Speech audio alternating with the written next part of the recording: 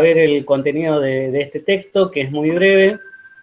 No lo voy a explicar todo, voy a explicar la mayor parte, pero es muy denso, es muy rico, dice cosas muy importantes en muy pocas páginas y requiere de bastante tiempo explicar cada una de ellas.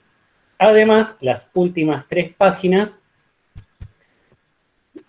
no solo no las voy a explicar, sino que la van a explicar ustedes la semana que viene. Así que, bueno, les comento, tiene varios subtítulos este prólogo. El primero dice contradicciones inquietantes.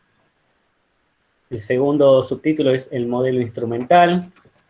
El tercero es la racionalidad científica. El cuarto es la técnica, cuestionamiento del método instrumental. El quinto es tecnología y sociedad tecnológica. El sexto es la distorsión del universo de necesidades.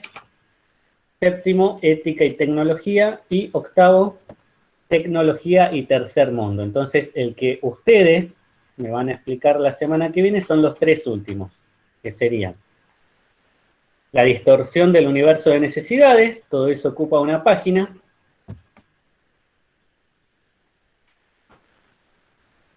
Otro subtítulo que es el que sigue, que es ética y tecnología, que ocupa una página. Y el último de estos subtítulos o apartados, que es tecnología y tercer mundo, que también ocupa una página, un poquitito menos, pero bueno, casi una página. Como hicimos... Anóteme con uno, el que usted quiera. Bueno, muy bien, Lidia. Voy a buscar una lapicera porque si no empezamos mal. Sí, la idea es que son 3 subtítulos y que haya 3 personas, pero si se ofrecen más de 3 personas, bueno, alguno de estos subtítulos se repetirá. Así que bueno, acá tenemos ya a Lidia, no sé si alguien más se quiere ofrecer. Yo también, profe, me quiero ofrecer para cualquiera.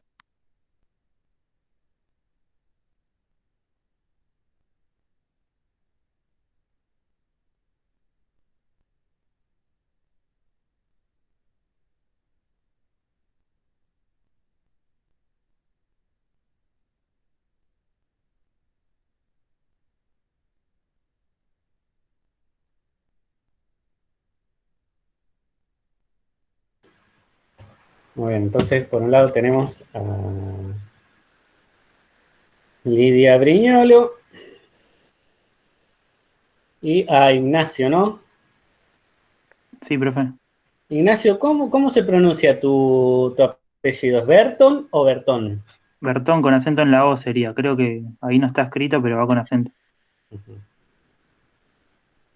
Casi me arranco el ojo. Muy bien, ¿alguien más que quiera? Está muy bueno y es muy breve. Yo, pues, profe, para el que queda, el último. Ajá, bueno, muy bien.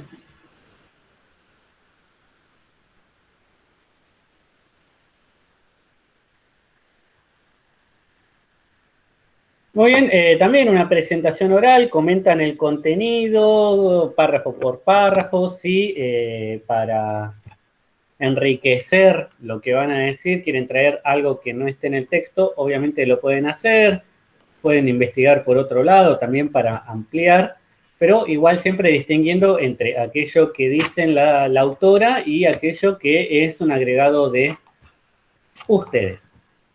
Bueno, muy bien, ahora sí, la explicación que voy a hacer antes y aprovechando que ya la mayoría está e ingresó.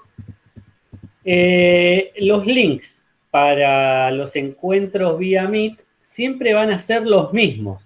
Entonces, hoy me pasó que me acordé muy tarde de avisarles que el encuentro de hoy se hacía con determinado link. Ahora, si le prestaban atención, es el mismo link que usamos el viernes pasado y el anterior, y el anterior, y el anterior, y el anterior, de manera tal que no los voy a cambiar, salvo que algún día, esto yo se los comenté de la primera clase, ocurra algo inesperado como que se meta alguien que no pertenezca a segundo de filosofía, cosa que puede pasar ya que es una reunión abierta. Yo igual podría, cuando están ingresando, fijarme bien, bueno, este es estudiante, este sí, este no, pero por lo general yo acepto a todo el mundo y aunque vamos recién un mes, todavía no conozco bien a todos, sí, a la mayoría. Así que un día puede pasar y en ese caso cambiaría el link. Mientras tanto vamos a usar siempre el mismo link. Si yo me olvido o dejo de publicar, hoy tendremos un encuentro vía Meet, ustedes ya saben, a esta hora y con ese link ingresan. Lo mismo con medieval, lo mismo con prácticas. En todo caso, lo que sí le tienen que prestar mucha atención es al cronograma que ya armamos para todo el mes de junio, en donde dice qué jueves tenemos clase y qué jueves o viernes o sábado no. Eso ya está pautado y por el momento no pienso introducir ninguna modificación. Bueno, ahora sí, muy bien. Bueno, en el prólogo, Reñasco al principio se pregunta acerca de la felicidad, ¿no? Trae a colación a Aristóteles y se pregunta, bueno, la sociedad en su conjunto, el proyecto de sociedad que tenemos, ¿en dónde encuentra o busca la felicidad? Y afirma que en esta búsqueda de la felicidad a nivel social se ha depositado muchísima confianza en la ciencia y en la técnica, de manera tal que un poco asociamos la felicidad con un proyecto que se va a realizar en la ciencia y gracias a la ciencia. Hay un ideal, esto lo voy a leer textual, dice, el ideal es el logro de una economía de abundancia, una sociedad sin conflictos, un hombre libre, o sea, individuos libres, y una naturaleza dominada. Este es el ideal de felicidad social. Después alguien puede decir, no, mi felicidad son mis nietos, mi felicidad es cada vez que veo a mi novio o a mi novia, o felicidad es mi perro que me recibe cuando vengo a mi casa. Pero a nivel social, digamos, la sociedad busca ser feliz de esta manera. Podemos estar de acuerdo o no, pero este sería, ¿no? Repitamos. Una economía de abundancia, o sea, no queremos vivir en un país pobre. Una sociedad sin conflicto, queremos basta de K y M, que la grieta y no sé qué. Queremos libertad, a eso se refiere con un hombre libre, queremos libertad, vivir en un país o en una sociedad en la cual podemos decir lo que queremos y elegir lo que queremos, etcétera, etcétera. Y una naturaleza dominada. Esto también, si bien es muy amplio y por ahí es un poco difícil dar ejemplos concretos, sería bueno básicamente que no nos sorprenda la naturaleza con ningún tipo de catástrofe. O virus. O virus, muy bien, muy bien, muy bien. Las enfermedades, muy bien. A eso se refiere.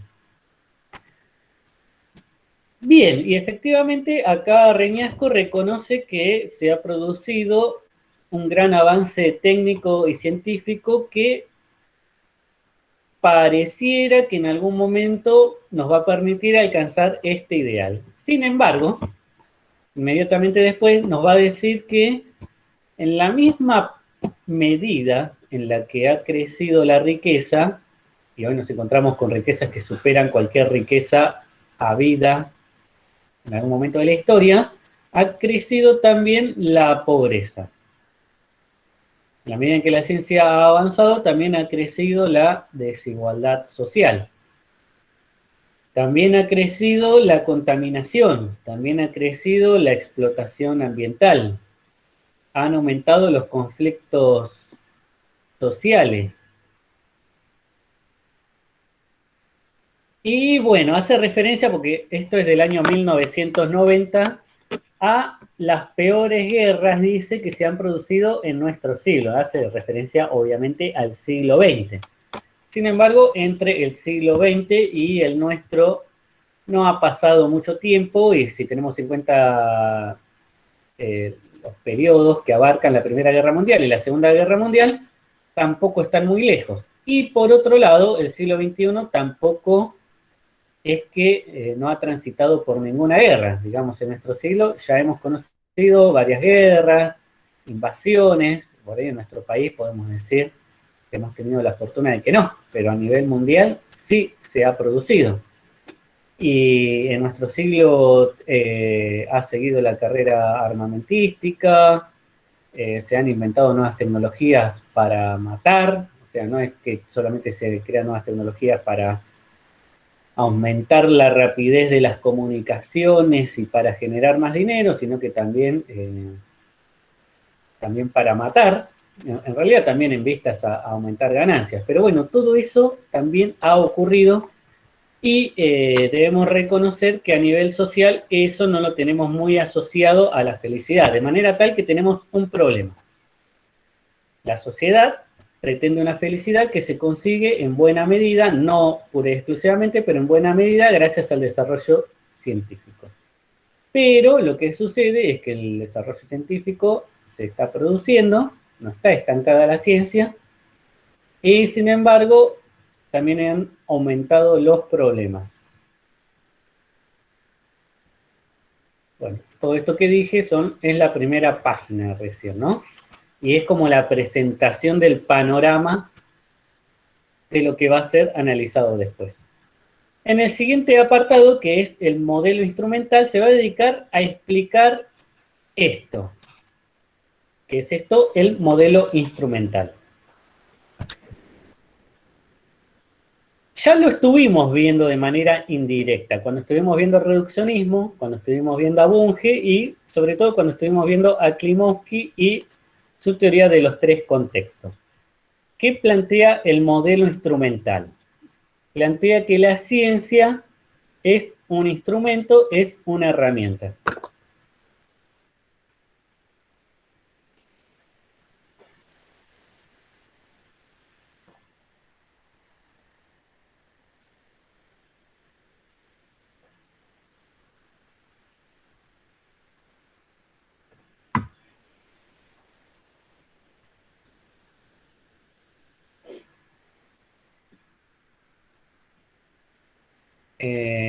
La ciencia puede ser usada para el bien y puede ser usada para el mal.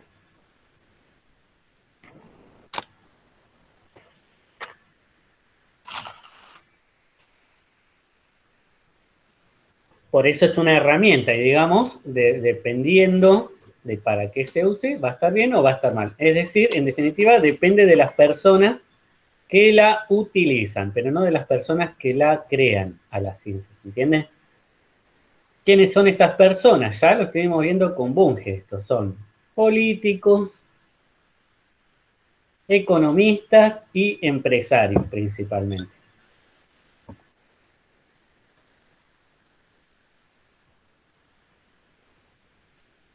Por lo tanto, sería algo extracientífico. Se entiende también desde este modelo que, bueno, los científicos no se dedican en ninguna manera a la política, por lo tanto, el uso de la ciencia es algo extracientífico.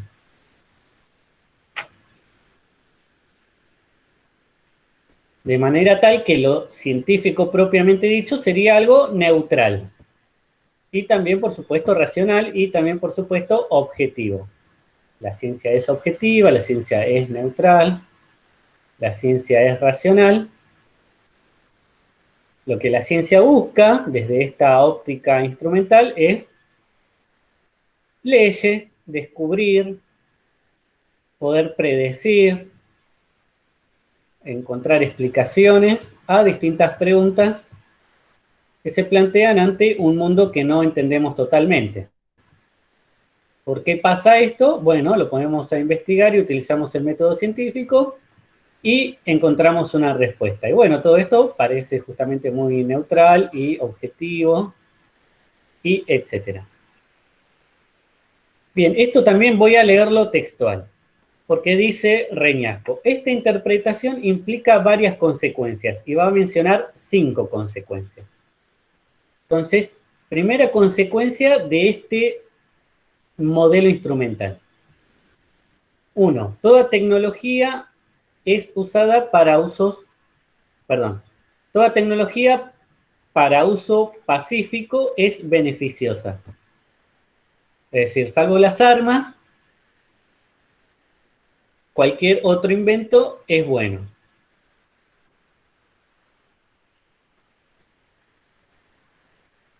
La segunda consecuencia es que el desarrollo científico-tecnológico debe proseguir sin limitación.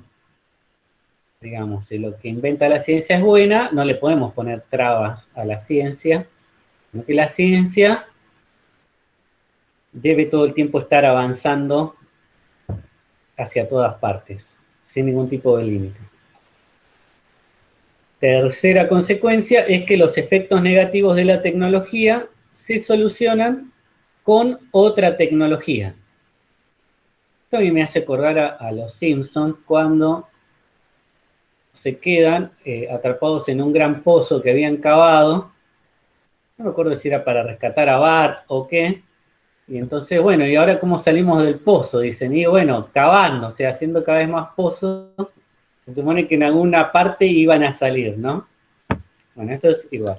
Entonces, que los efectos, esta es la tercera consecuencia, que los efectos negativos de la tecnología se solucionan con otra tecnología.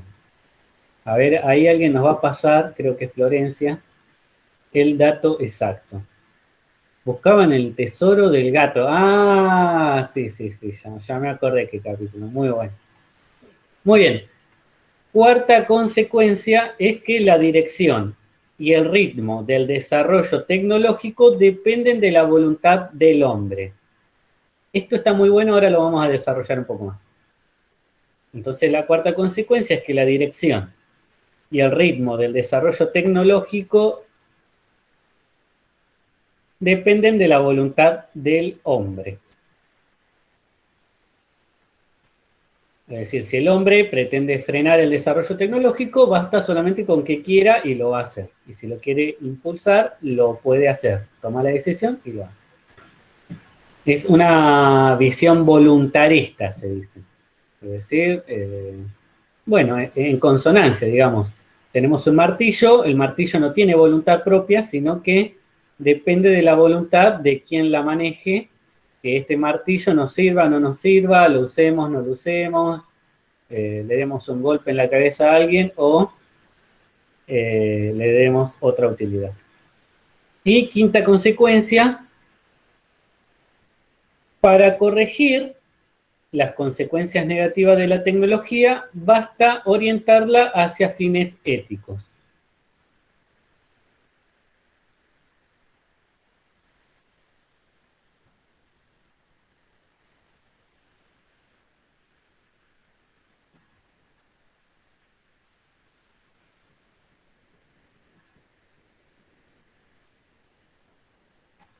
Bueno, todo esto implica, van a decir Reñasco, que hay una gran brecha entre lo que es la ciencia básica y la tecnología.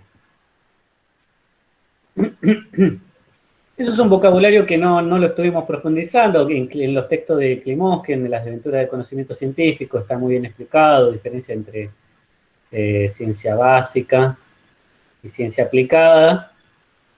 Pero bueno, ciencia básica, por ejemplo, sería la de aquellas personas que se dedican pura y exclusivamente a problemas matemáticos, pero no tratando de resolver cuánto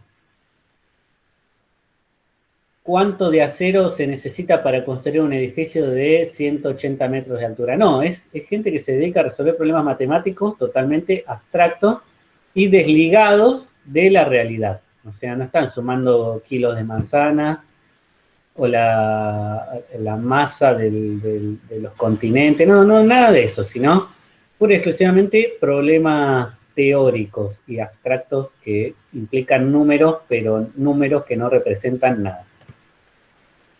Bien, también quedan escindidas, van a decir, la razón teórica y la razón práctica.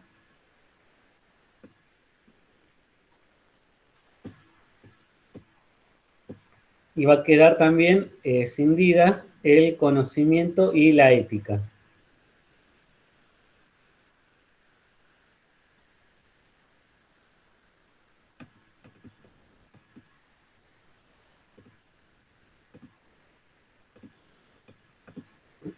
Bueno, entonces, en realidad, con todo esto que están diciendo, un poco están diciendo algunas cosas nuevas de temas que estuvimos viendo, porque efectivamente este modelo instrumental se corresponde con el reduccionismo y se corresponde con el positivismo. Estamos hablando, digamos, de algo que es bastante parecido, pero según donde ponemos el acento lo vamos a llamar positivismo, o lo vamos a llamar reduccionismo, o lo vamos a llamar modelo instrumental.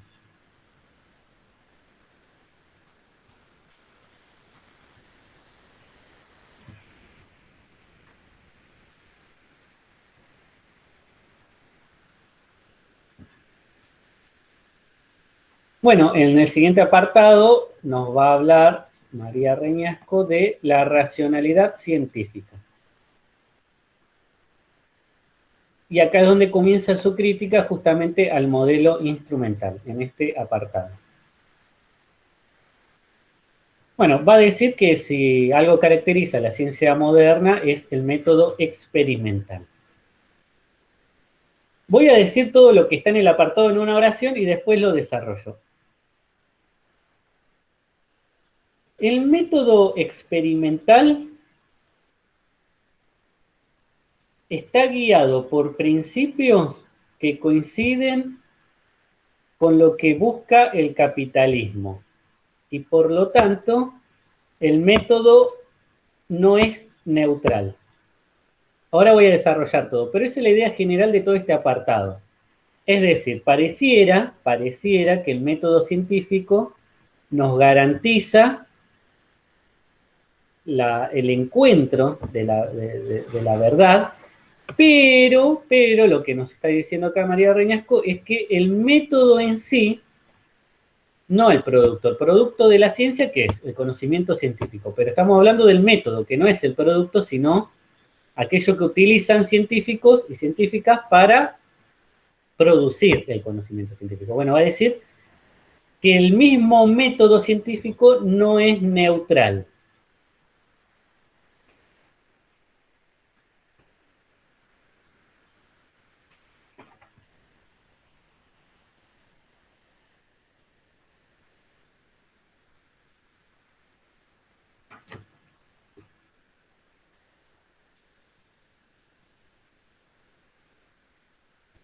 Leo una parte también, de manera textual.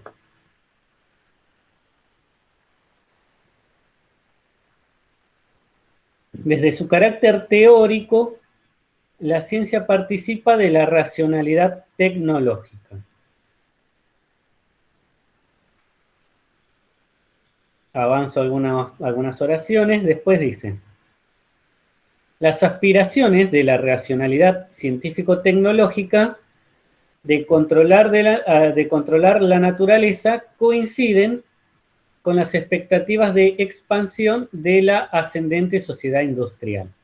Entonces tenemos que la racionalidad científica pretende el control de la naturaleza, porque fíjense, ¿en qué consiste un experimento? Vayamos a algo más concreto. ¿Cómo se realiza un experimento? Si quieren pueden dar un ejemplo de un experimento natural o un experimento social.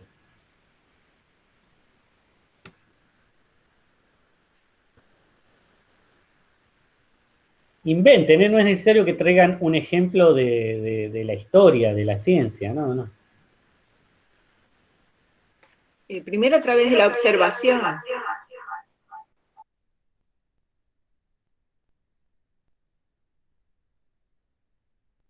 Un ejemplo que se me ocurre, profe.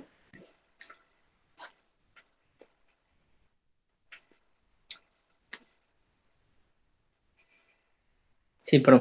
Se me ocurre, por ejemplo, cuántos estudiantes que arrancan una carrera la terminan. Está silenciado, creo, profe. Bueno, pero eso no sería en sí un experimento, ese sería el problema que querés resolver. Claro. ¿Cómo harías un experimento? Porque también no es que todas las ciencias pueden utilizar experimentos. Por ejemplo, una ciencia que no puede prácticamente experimentar es la astronomía. Sin embargo, es una ciencia muy desarrollada y que ha servido de modelo a otras ciencias. Es decir, que para los mismos reduccionistas, la astronomía es una ciencia importantísima y que está en lo alto de la pirámide, ¿no? de la jerarquía de la ciencia. ¿Cómo harías un experimento para resolver el problema que te planteas de cuánta gente se recibe del profesorado? Haciendo una encuesta.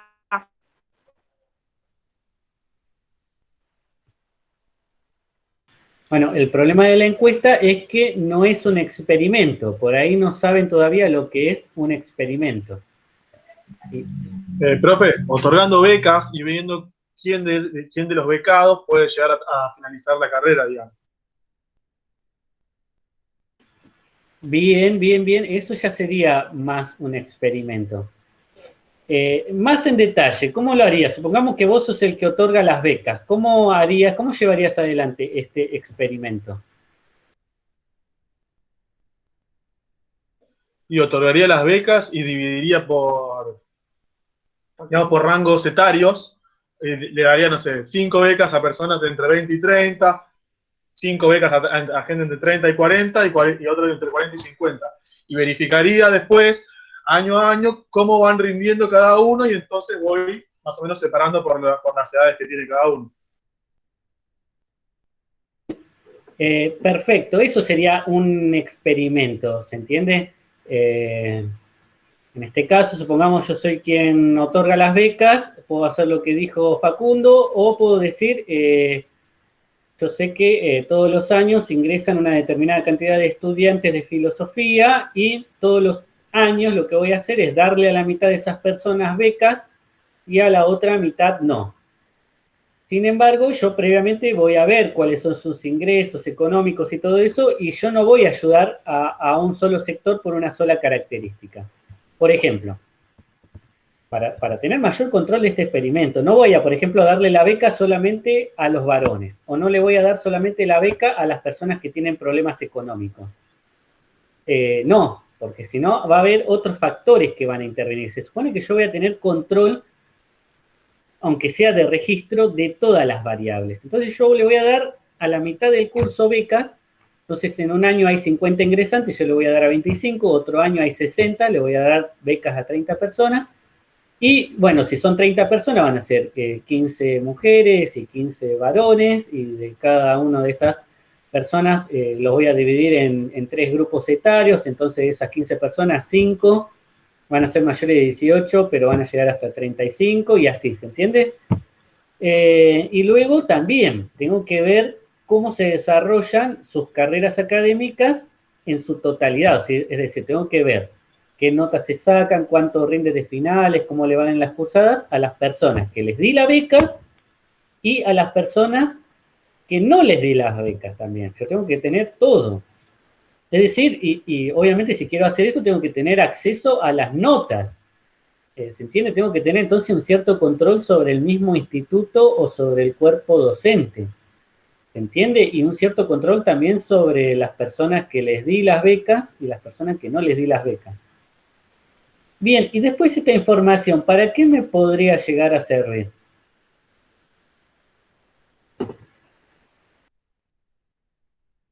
Y como una estadística. Para saber a quién es más efectivo darle una beca, por ejemplo. Muy bien, Facundo, muy bien, muy bien. Es decir, tiene que tener un propósito, no es, esto siempre pasa en la ciencia, no es por curiosidad que hacen las cosas por saber, sino que en este caso nos puede servir, bueno, yo me fijé y las becas sirvieron más para los varones con problemas económicos y para las mujeres que no tenían trabajo, y entonces, bueno, ya en la próxima vez voy a concentrar las becas en estos grupos, ¿se entiende? Y esto a la vez, ¿para qué me puede a mí servir?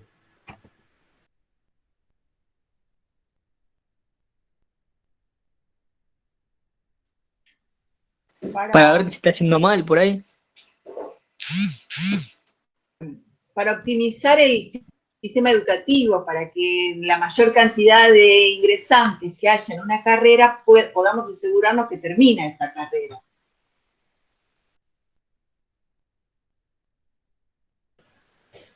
Bueno, muy bien, ese puede ser alguno de los objetivos. Ahora, yo por eso también hablaba de la carrera de filosofía. Si yo mi problema solamente lo planteo en una carrera es porque tengo algún tipo de objetivo o de pretensión respecto de esta carrera. Posiblemente lo que esté buscando es que haya más personas que se reciban de la carrera de filosofía. Lamentablemente eso no creo que nos vaya a pasar nunca. Pero sí pasa, así como lo acabamos de decir y como lo dijo Facundo, en otras carreras, ¿eh?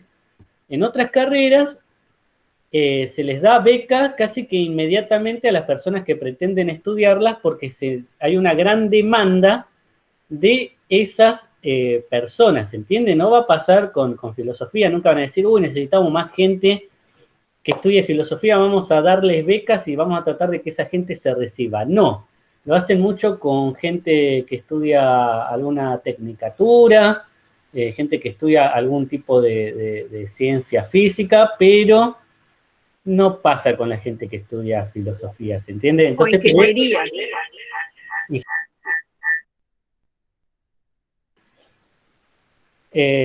Así que, pero pasa, así como lo dijimos, tal cual sucede en otras carreras, no en la nuestra. Por lo tanto, ahí está. Resulta que yo llevé adelante todo un procedimiento gigantesco de control para entender y comprender cómo son estas variables y cómo se relacionan. Las variables principales, acá cuáles eran. Ingresos económicos y avance académico. Entonces, se supone que esto es una escala, digamos. Si a determinado ingreso económico es más probable que se avance en la carrera. Tenemos una variable, una tabla, digamos, de doble eje, y vamos viendo que si la gente tiene más recursos, es más fácil que avance en su carrera. Muy bien, y todo esto después para, a su vez, tener un control social sobre ese oficio, ¿se entiende? Ya les digo, estamos, la verdad que, en una especie de utopía plantear un experimento de esto en la carrera de filosofía, pero bueno, soñar no nos cuesta nada. Bien, por lo tanto, al final, si algo que tienen en común todos los experimentos, sean sociales o naturales, está debajo o de fondo siempre la pretensión de controlar las variables. Es decir, si el experimento tiene que ver con elementos naturales, controlar la naturaleza. Y si el experimento es más bien social, controlar la sociedad. Si no en su totalidad, en alguna parcela de ella. ¿Entienden? En este caso, bueno, yo quiero tener un cierto control sobre la cantidad de personas que estudian esta carrera y no. Yo también incluso puedo buscar la manera para desalentar que las personas estudien determinadas carreras. Sí, quitando horas, por ejemplo. Ajá, muy bien, muy bien. Y incluso llevar un registro de todo eso y en realidad ya estoy experimentando, digamos. Muy bien, entonces siempre detrás de cualquier experimento está esta racionalidad científica o racionalidad tecnológica, la llaman acá, que consiste en esto, en tener la posibilidad de controlar y registrar las distintas variables de la naturaleza. Cosa que en el fondo no deja de ser una pretensión. De hecho, con el mismo ejemplo que acabamos de dar, podemos decir que se pueden introducir distintas variables que produzcan que los resultados de mi experimento no sean muy confiables, los datos que vaya obteniendo. Supongamos que este experimento imaginario que realizamos con estudiantes de la carrera de filosofía comenzaba en el 2015 y se seguía llevando hasta la actualidad. ¿Qué hubiera pasado en el 2018? ¿Qué hubiera pasado en el 2020? ¿Qué hubiera pasado en este año? Hay variables ahí que quien otorga las becas no podría de alguna manera controlar. ¿Cómo puede controlar el que otorga las becas la pandemia?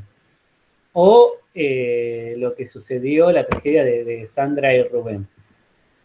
Es muy difícil. Y lo mismo pasa a nivel natural. No siempre podemos manejar a nuestro antojo las variables, y en realidad es un requisito bastante importante para poder llevar adelante un experimento. Yo les comenté hace varias clases ya, lo de estos videos que se hacen con fines obviamente cómicos, para poder reírse creo que les comenté el de Chucky, pero que estaba en una parada, a mí esas cosas me hacen matar de risa, pero había más, estos ya creo que se realizaban en China, entonces hacían que ponían en el medio como de una plaza, una cosa así, un botón y un cartel grande que decía no tocar.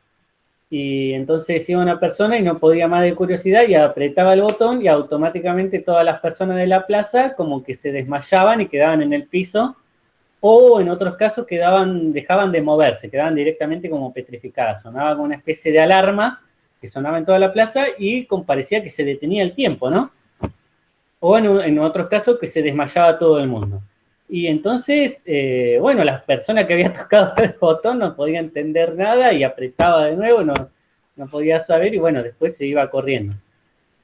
Bueno, en este caso, quien realiza esto, que no es con un afán experimental, pero podría haber sido un experimento social, justamente puede manejar una gran cantidad de variables, como por ejemplo es las personas que estaban en la plaza, pero también podría haber ingresado alguien de afuera que no sabía de este engaño que había que realizarle a esta persona y que no hubiera caído en eso, ¿se entiende? Eso pasa, es muy común en los experimentos, es muy difícil aislar todo de manera tal que podemos manejar todas las variables. Bueno, muy bien. Ahora, toda esta racionalidad tecnológica es igual o tiene las mismas pretensiones que la sociedad industrial. Y no es casualidad, digamos, que el capitalismo y la ciencia nacen y se desarrollan casi al mismo tiempo. Y hasta podríamos decir que en gran medida provienen de una misma clase social que es la burguesía. Cuando vemos quienes se dedicaban a la ciencia en la Edad Moderna, no pertenecían a la aristocracia por lo general, ¿no? Y tampoco eran campesinos y tampoco eran artesanos.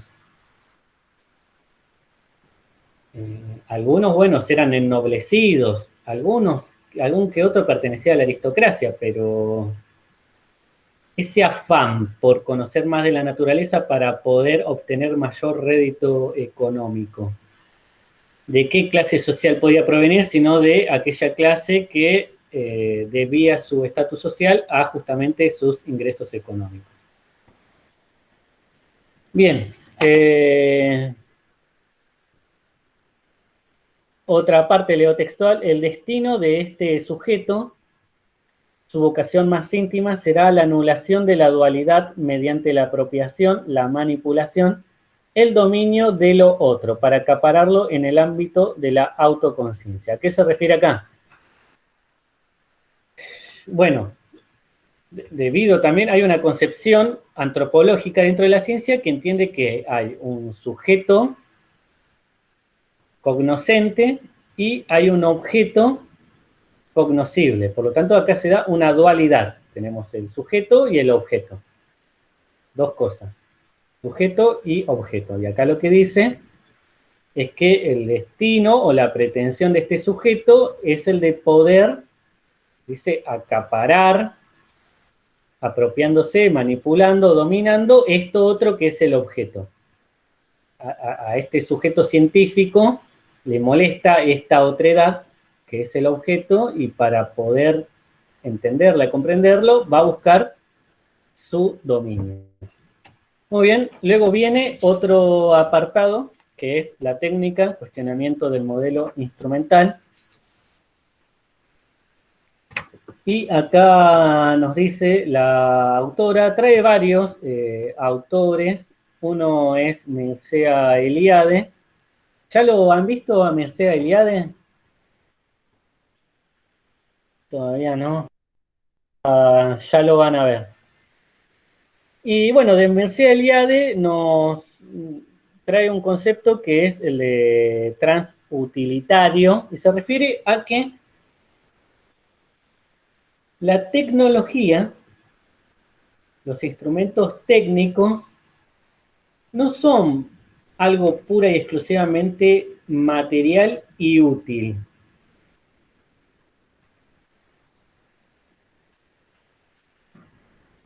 Sino que tienen un componente más, y ese es el componente transutilitario. Ahora lo vamos a entender mejor justamente con el otro autor que trae a colación, que es nuestro compatriota Rodolfo Kusch. Entonces, el ejemplo que está extraído de Kusch, lo voy a leer textual, es un párrafo. Dice: Kusch da el ejemplo de un campesino de una ciudad aymara, en Bolivia, que frente a una gran sequía se resiste a incorporar una bomba hidráulica. La solución técnica choca con su concepción de la realidad y del modo en que el hombre debe orientar su acción o resolver sus conflictos. Reflexiona Kusch. Realmente, ¿qué pensar? El abuelo pertenece a un mundo en el cual la bomba hidráulica carece de significado. Evidentemente, nuestros utensilios no pasan así nomás al otro lado. Recuerdo que la distancia entre él y yo tenía apenas 1 metro, pero era mucho mayor. En toda cultura hay lo que llamamos herramientas. Ahora, esas herramientas son también culturales, en el sentido que son producto de una cultura y son útiles y comprensibles dentro de esa cultura. Y este problema que se da cuando llevamos herramientas de una cultura a otra cultura nos hace entender que no es una mera herramienta útil, sino que dentro de cada herramienta, podemos pensar en esta lapicera, también hay todo un conglomerado de significados que nos hacen verla y entender inmediatamente que es una lapicera y entender inmediatamente para qué sirve. ¿Se entiende? Sí, profe, un buen ejemplo sería cuando en los documentales meten alguna cámara, viste, en esas tribus, no sé, de tipo africanas que están afuera de estas tecnologías y quedan asombrados a ver una cámara, ¿no? Sí, estaba pensando también en algo que no sé si era un experimento social, yo creo que no, pero tenía algo de eso. Un programa, yo lo veía a veces en la casa de un amigo, yo no tenía tele, era extremadamente pobre, pero no fue hace mucho, sería un poco más de 10 años, quizás 12, quizás 13, en el cual un programa de acá de Argentina, enviaban a unas personas allá a Asia o en alguna isla del Pacífico o no me acuerdo dónde, y luego, como en la segunda temporada, hacían al revés, traían a miembros de esa comunidad, que eran comunidades que, digamos, no disponían de internet o de luz eléctrica o de esto, la traían acá a, claro, un intercambio cultural, lo llamaríamos, muy bien. Yo lo llamaría una estrategia bastante original y quizás también repulsiva de hacer dinero en televisión, pero también de una manera bondadosa la podríamos llamar intercambio cultural. Luego hacían lo mismo, traían acá a Buenos Aires a estas personas, a 2 por ahí, y para ver cómo era, qué les resultaba, y hacían que jueguen a la pelota. Yo creo que de la primera como temporada, vamos a llamarlo así, no vi ningún programa, pero de la segunda, de ser cuando estos integrantes de estas comunidades venían acá, sí vi. Entonces en una les hacían jugar a la pelota. y tipo veían la pelota y no entendían, o sea, para qué, le tenían que explicar de cero, que es algo que no nos pasa, por más que no seamos buenos jugando a la pelota, vemos una pelota y automáticamente nos viene, que es una pelota de fútbol, y nos viene el deporte, y todo lo que viene detrás de ese deporte, aunque no conozcamos todas las reglas, aunque no conozcamos a todos los equipos, no importa. Automáticamente entendemos eso. En cambio no pasaba esto con las otras personas. Por lo tanto, lo que dice acá María Reñasco es que ningún instrumento, ningún instrumento es algo neutral. Todo instrumento tiene un componente cultural, podríamos decir también ideológico, pero al menos cultural.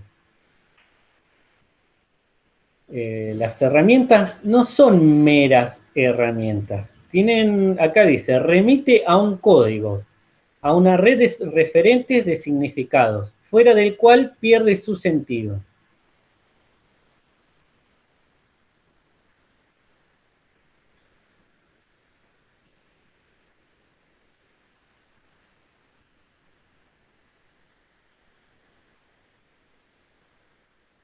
Concluye este apartado diciendo: el significado de una herramienta, por lo visto, trasciende su mera utilidad. Esta es la razón por la cual la transferencia de técnica y tecnología implica siempre transferencia cultural y quiebra de los sistemas de valores tradicionales incompatibles con los nuevos instrumentos. Esta transferencia es a menudo traumática y se realiza a un costo social y cultural muy alto. Esto justamente lo va a desarrollar un poquito más, no mucho más, pero un poco más, en el último apartado de tecnología y tercer mundo, que vamos a ver la semana que viene. Y bueno, el último apartado que voy a explicar yo, sí es un poco más extenso. Bueno, va a seguir con las críticas al modelo instrumental, pero sobre todo nos va a explicar, esta parte me gusta mucho, cómo es que funciona nuestra sociedad y qué relación hay entre ciencia y política o entre ciencia y sociedad. Hasta ahora mucha crítica, pero no nos dijo cómo se maneja o cuál es la relación entre la comunidad científica y las demás comunidades, la política, la económica, la social.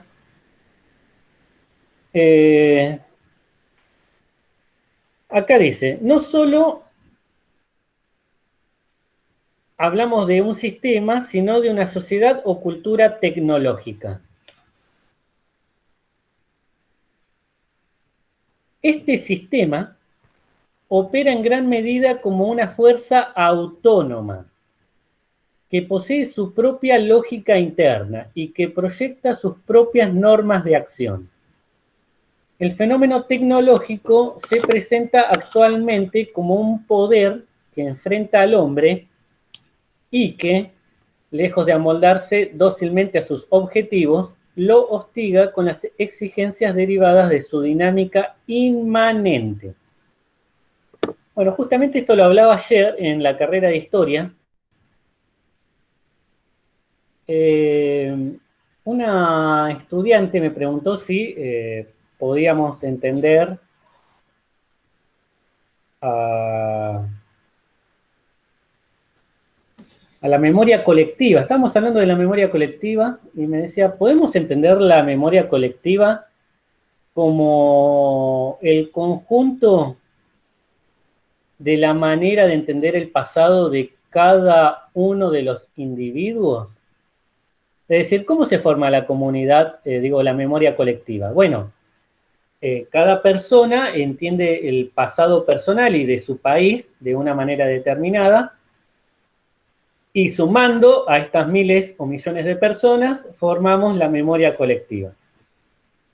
Entonces yo le decía, con esa misma analogía o sistema de relaciones podríamos explicar el Estado, el Instituto Rojas o el capitalismo. Es decir, el Estado, que sería la suma de cada una de sus pequeñísimas partes. Entonces, sumamos acá a cada una de las personas y su manera de ser y de estar en el mundo y de relacionarse, y sumando, yo qué sé, tenemos el Estado argentino. Y el Rojas, también, el Rojas, que sería un compuesto de sus estudiantes, de sus directivos, directivas, de auxiliares y de docentes. Entonces, si sumamos cada una de estas partes, obtenemos ahí el Rojas. Y lo mismo podríamos decir del sistema capitalista, digamos, está formada por cada uno y así le digo. Pero, digo, yo no estoy de acuerdo con esto y acá María Reñasco tampoco. Es decir, no es que el todo existe gracias a las partes, sino que las partes existen gracias al todo. Y el todo tiene una lógica interna, como le dice acá, una dinámica inmanente que trasciende las individualidades. Bueno, obviamente esto llevó al clásico planteo de si el país se saca adelante trabajando o no, porque justamente si entendemos que el país es el conjunto de cada una de las personas, efectivamente es bastante posible que si nos ponemos a trabajar en serio, el país sale adelante. Pero si pensamos que no, es decir, que nuestra existencia, no es que el Estado existe gracias a nuestra existencia, sino que nuestra existencia es posible gracias a la existencia del Estado. Y el Estado tiene su propia dinámica que no depende de las individualidades. ¿Se entiende? Bueno, yo no le voy a comentar las posturas, porque obviamente fue un debate largo esto de si el país se saca adelante trabajando o no, pero al menos tratemos de entender acá la postura de María Reñasco, y es que sería que no. Es decir, la ciencia y la tecnología han entrado en una dinámica que ya no depende de la voluntad del ser humano el darle una dirección que sea la que quiere. ¿Se entiende? Ya tiene una lógica interna, ya tiene sus propias normas de acción, no se amolda dócilmente a sus objetivos y tiene una dinámica inmanente.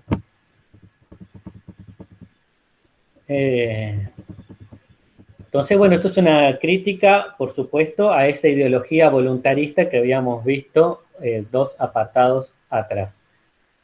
Bien, voy a leer otra parte literal y textual. Dice, ¿cómo se determinan las direcciones hegemónicas? Podría pensarse que quienes toman las decisiones con respecto a la planificación del proceso tecnológico son los políticos o los empresarios de los grandes centros altamente desarrollados. Pero el político o el empresario no pueden tomar decisiones sin el asesoramiento de los especialistas, científicos y técnicos. Serían ellos, entonces, se refiere a especialistas, científicos y técnicos, quienes ejercen la responsabilidad de una planificación consciente. Actualmente es común hablar de una tecnocracia. Ese lo anotan, tecnocracia. Para referirse a esta nueva forma de ejercicio del poder. Es decir, la de ciencia, diciéndole a la política qué es lo que corresponde o debería hacerse para ser más eficiente, más eficaz. Hay gobiernos que dicen, queremos gobernar porque queremos tener un gobierno más eficiente, necesitamos eficiencia. Bueno, actualmente es común hablar de una tecnocracia para referirse a esta nueva forma de ejercicio del poder. Pero, sin embargo, tampoco los científicos o técnicos dominan el proceso. Solo siguen la tendencia dinámica predeterminada por la propia lógica interna del proceso tecnológico. Vamos a repetirlo, entonces dice, pero tampoco los científicos o técnicos dominan el proceso. solo siguen la tendencia dinámica predeterminada por la propia lógica interna del proceso tecnológico. O sea, de alguna manera, esto yo lo había planteado en la fundamentación de la materia cuando había traído a colación la historia de Frankenstein, ¿no? Digamos, la sociedad ha creado algo que es la ciencia, y esta ciencia, una vez creada, ha escapado al dominio y la voluntad de su creador. Ya la sociedad no tiene control sobre la ciencia, como no la tiene sobre otras cosas como es el capitalismo, determinadas políticas de Estado, etcétera, etcétera, etcétera. Procesos de larga duración. No estamos diciendo que son naturales. Efectivamente es la sociedad la que ha creado a la ciencia, pero tenemos que decir que ha perdido las riendas sobre su creación.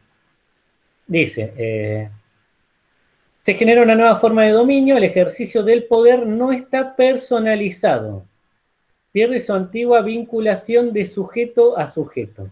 El dominio es detentado por el sistema en su conjunto. ¿Esto a quién les hace acordar? A ver si lo sacan. ¿A qué filósofo? A Foucault. Muy bien, muy bien. A Michel Foucault. ¿Por qué? ¿Qué decía Foucault del poder? Está en todos lados, que mientras menos haya una persona que sea visible y que la detente, es más difícil pelear contra él. Claro, digamos, debido a que vemos muchas películas, sobre todo norteamericanas, nos sucede que pensamos que a veces la solución para resolver un determinado problema es atacando al malo de la película, que puede ser un político, un científico loco, cosas así, más si vemos películas de Marvel, en donde el malo siempre es alguien poderoso que utiliza el poder para el mal. Pero acá nos dicen que el poder no está personalizado. ¿En qué sentido? El poder está, pero no está en donde está debido a una persona. Por ejemplo, en el Rojas, ¿tiene poder la directora Mirta Alderete? Sí, efectivamente sí. Pero ese poder que tiene no es por ella, por ser Mirta Alderete, sino porque está en un cargo, es decir, en una red de poder en el cual a ella ahora está ahí, pero si ella se fuera, digamos, ese poder que tenía no lo va a tener, porque, digamos, en realidad no le pertenecía a la red, que es una red, en todo caso, que también es jerárquica, no es, digamos, todo horizontal. Entonces, al estar en ese espacio, pero la red ya existía previamente, ¿se entiende? Entonces, eso. Lo mismo pasaría con, en este caso, con la ciencia y con la tecnocracia y la política, digamos. El poder no está en un científico o en un conjunto de científicos. Entonces decimos, bueno, la ciencia presenta algunos problemas, lo que correspondería es hablar con algunos científicos, los más prestigiosos, para que a su vez manden un mensaje y la comunidad en su conjunto se replantee qué es lo que deberían hacer. Y entonces, en el lapso de un año, tenemos una ciencia que va a dejar de ser aliada del capitalismo. Dice que tiene una dinámica interna e inmanente. No es casual, por ejemplo, para hablar de cosas más concretas, que el filósofo argentino más premiado y reconocido a nivel internacional sea Bunge. O sea, ¿quiénes son los que dan esos premios y otorgan estos honoris no sé qué? Me parece que ahí hay un problema. A mí me parece que una de las personas que menos le ha aportado a la filosofía es Bunge. No estoy diciendo que haya sido un mal filósofo ni nada, pero creo que ha defendido una postura tradicional y conservadora que incluso no la inventó él. Y sin embargo es el que tiene más prestigio. Debe ser que el mismo reconocimiento dentro de la comunidad científica se le otorga a personas que defienden esta racionalidad tecnológica y etcétera, etcétera. Muy bien, entonces dice, la sociedad tecnológica genera la ilusión de poderío. Ilusión porque no es el hombre mismo el que administra el poder. Se trata de un poder que le es ajeno y que se asienta íntegramente en el aparato tecnológico. Las personas que tienen armas a veces cuentan esto, ¿no? Que cuando tienen un arma sienten que tienen un gran poder.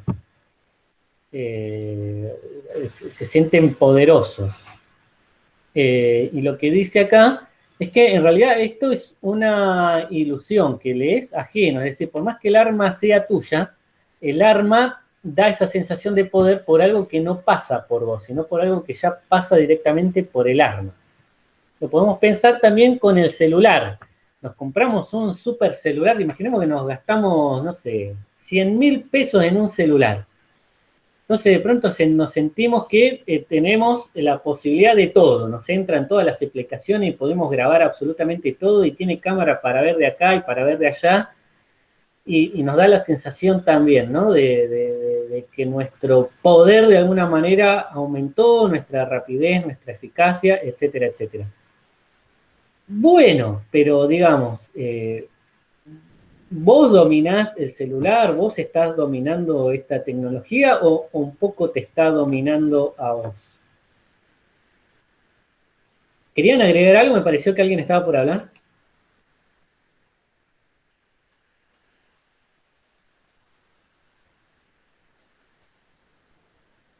Bueno, ahí Nicolás hablaba del sistema panóptico. Ya pasaron 5 minutos desde que escribió eso, así que no sé en referencia a qué de lo que yo estaba hablando estaba relacionando esto y bueno, me lo perdí. Encima estaba, creo que sí, es Echeverría quien tiene un problema con el micrófono. Fue en el momento que estábamos hablando del poder de Foucault. En ese momento lo escribió.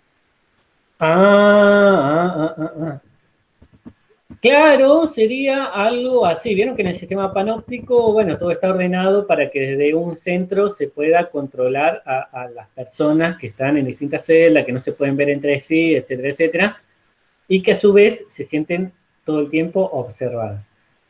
A ver, a mí me pasaba, trabajaba en un bachillerato popular, que cuando teníamos una reunión de docentes, teníamos la obligación de apagar el celular. Porque efectivamente estamos hablando ahora con el celular al lado y se escucha lo que estamos diciendo. O sea, quién lo escucha no lo sabemos bien, quién es, pero efectivamente se escucha. Y si yo empiezo a decir muchas veces la palabra Peugeot, me van a empezar a salir a mí y a ustedes propagandas de Peugeot, o de Renault, de Chevrolet, o de Ford, o de lo que sea. Porque, digamos, no es casual ni que el universo y las estrellas se conjugan para enviarnos estas señales, sino porque efectivamente se nos escucha en los celulares y eso se... Ah, qué bueno, Andrea. Y eso se utiliza para tirarnos publicidad. Así que el panóptico todavía está, es decir, estamos siendo observados.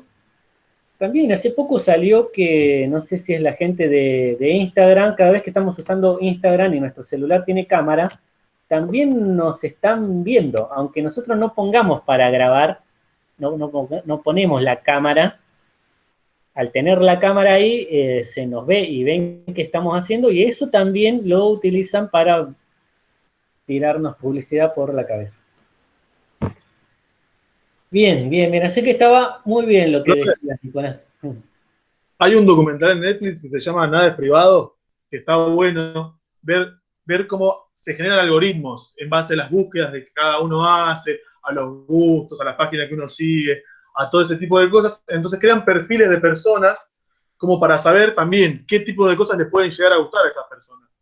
Y que en base a eso muchas veces lo usan también como para hacer cosas me parece todo muy conspiranoico, ¿no? Pero lo usan como para ver las personas que no tienen ni un, o sea, en países, por ejemplo, lo usan para saber las personas que no son ni de un partido ni de otro, que están ahí en el medio, en una disyuntiva, y entonces atacan a esas personas con cierta información sobre unos políticos diciendo, no sé, que X político es chorro o que X político hace las cosas mal, entonces manipulan el voto, digamos, de esa población que no está para un lado ni para el otro, y entonces terminan de esa manera manipulando las elecciones. ¿Cómo me dijiste que se llama? Nada es privado. Es de Netflix, no sé si sigue estando. Yo lo vi hace un tiempito, pero está bueno. Bueno, igual también, porque lo vemos y nos da esta sensación de conspiración. Justamente a mí no me gustan las teorías de conspiración, Illuminatis y todo eso, porque justamente plantean que el poder es personal, es decir, que el poder lo tienen personas y que las personas, estas personas, son las que detentan el poder. Sin embargo, eso no quiere decir que existe todo lo otro que acabas de mencionar. Lo que pasa es que, digamos, no está del todo controlado por un grupito de personas que gobiernan el mundo y bajo las sombras, sino que está dominado y detentado por el conjunto, digamos, o el sistema en su conjunto. Se entiende que obviamente el sistema no lo vamos a despersonalizar tanto como para decir que no tiene beneficiarios y grupos, amplios sectores de la población que se perjudican muchísimo. Obviamente, pero tampoco es que hay un grupo de personas que son las que detentan efectivamente el poder. Tenemos esa idea, ¿no? Como que también de película yankee de una persona tiene mucho poder, mucha riqueza y entonces es la que crea todo un sistema para controlar el mundo o su país o no sé qué. Pero no nos ponemos a pensar es cómo esa persona a su vez va teniendo una manera específica de pensar y ver el mundo y ver la sociedad y ver el sistema, o de ver a los pobres o de ver el dinero, que no la inventó a la vez esa persona. ¿Se entiende? El empresario, que es empresario, supongamos que es un empresario como el de las películas, esos empresarios malos que hay, que no les importa nada. Bueno, pero ese empresario no está inventando una manera de ser a su vez, digamos, se mueve dentro de un grupo social, debido a las mismas experiencias que va transitando, va adquiriendo una manera de ver el mundo que en realidad no le pertenece a su vez. ¿Se entiende? Sí. ¿Sabe que me hace acordar lo que estaba hablando? Hace muy poco vi una película que se llama, la recontra recomiendo, Sueños, de Akira Kurosawa. Es una película japonesa de, creo que de 1990, que básicamente es una secuencia de sueños distintos, pero el último sueño que muestra trata de una persona que como que aparece en un pueblo y tiene una conversación con un señor del pueblo.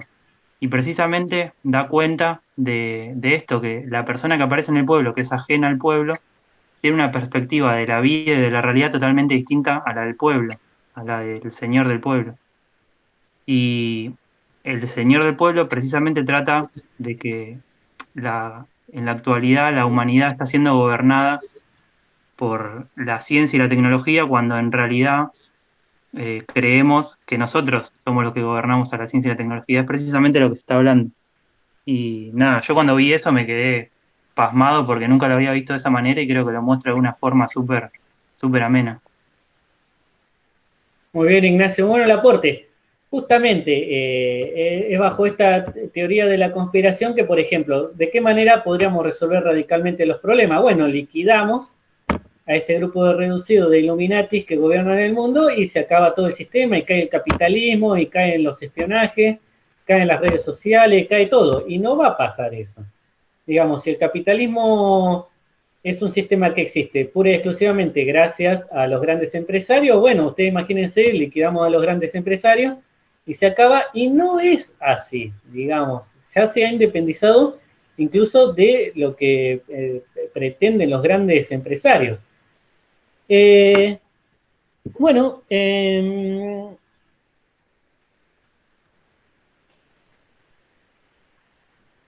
hay una última parte, quiero leerla también.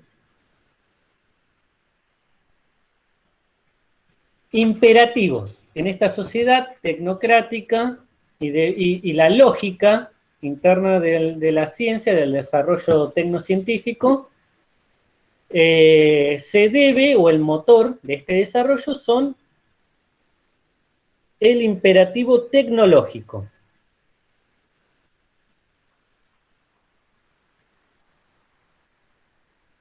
Vamos a ver como 3 elementos que hacen que la ciencia tenga su propia lógica. Entonces, uno es el imperativo tecnológico que induce a realizar todo lo concebible técnicamente. Esto que habíamos hablado antes, es decir, hay como un mandato de que el científico tiene que investigar todo lo que se pueda investigar. Esto es deseable. Lo decía Bunge también, tenemos que fomentar y es un deber del científico estudiar todo lo que sea estudiable.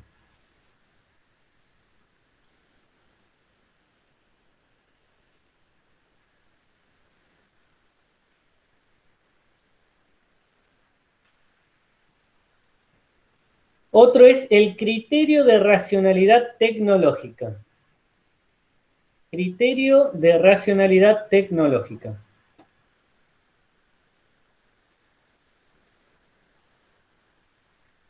El otro nombre que le da a este mismo criterio de racionalidad tecnológica es principio de eficacia.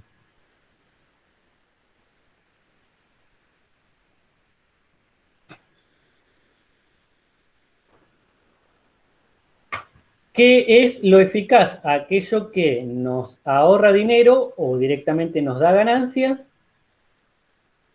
Eso es lo eficaz, lo que se entiende por eficaz.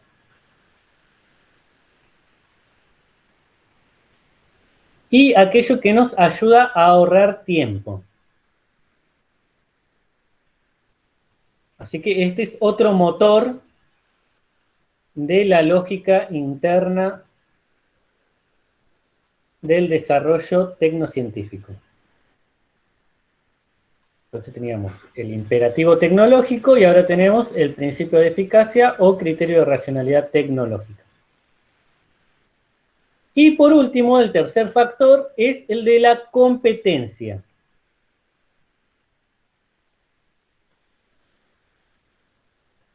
Esto es, se da una carrera, incluso dentro de la misma comunidad científica, por justamente obtener mejores resultados. ¿Qué son mejores resultados? Justamente obtener más ingresos, o generar nuevas maneras de ahorrar, o generar nuevas maneras de producir ganancias, y nuevas maneras de ahorrar tiempo. Entonces alguien inventa una máquina textil que es capaz de hacer X cantidad de metros cuadrados de tela en determinado tiempo y se inventa otra máquina que hace la misma cantidad de tela pero en menor tiempo y entonces se van a quedar con el invento que lo hace en menor tiempo. Se inventa una máquina que es capaz de realizar el trabajo de 100 personas, imaginemos un tractor, y se inventa otro tractor que cumple la misma función, solo que hace el trabajo no de 100, sino de 120 personas, y entonces se va a imponer ese otro invento. Entonces, esta competencia es el otro motor que no depende de la voluntad de las personas. Es decir, vamos, yo soy científico, no quiero competir con nadie, bueno, igual la competencia va a seguir existiendo. Supongamos, yo juego a la pelota por placer, no me interesa el fútbol profesional. Esto es una analogía porque, digamos, el fútbol no pertenece al campo de la ciencia. Bueno, igual el fútbol profesional va a seguir siendo competitivo, ¿se entiende? Y bueno, lo mismo pasa con la ciencia. La ciencia, yo esto creo que lo dije una vez acá, el ámbito académico es muy competitivo. Bueno, consecuencias de esta competencia, lo van a ver también en los próximos apartados, es la polarización. Porque, digamos, cuando hay competencia hay vencedores y hay perdedores, y se va produciendo una polarización entre quienes vencen y quienes pierden. No es que cualquier persona tiene la posibilidad de ganar. Cada vez es más difícil ganar, cada vez lo hacen menos personas, y esas personas que ganan son aquellas personas que ya estaban en condiciones de ganar y hacen. Así que se produce esta polarización. Que tenemos que pensar en la polarización dentro de la sociedad, de la comunidad académica, pero también una polarización dentro de la sociedad y una polarización entre países, como lo vamos a ver después. Una polarización dentro del mercado, como ahí dicen, muy bien.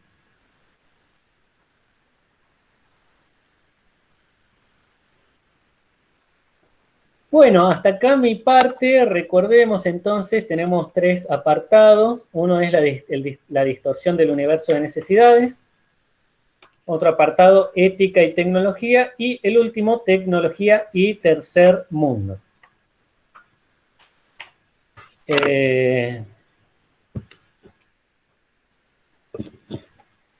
Y tenemos como personas que se han ofrecido a Lidia, a Ignacio y a Sheila Rivera. Así que me gustaría que, no sé, si tienen algún tipo de preferencia, me la digan ya, y si no, yo asigno estos 3 apartados. No importa, usted asigne, profe.